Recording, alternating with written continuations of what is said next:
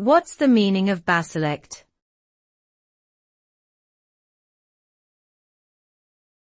Basilect.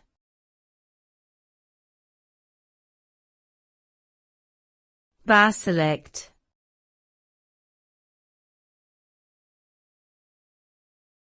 Basilect.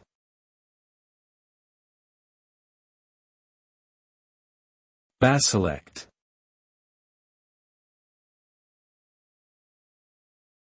Basilect is a linguistic term used to describe the least prestigious or most divergent dialect within a language.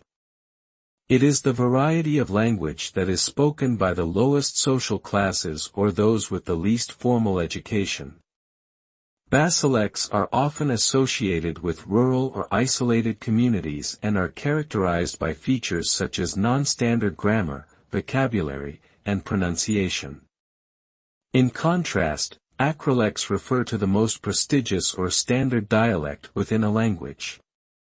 The concept of basilect is particularly relevant in contexts where multiple dialects or languages coexist, such as in multilingual societies or post-colonial settings.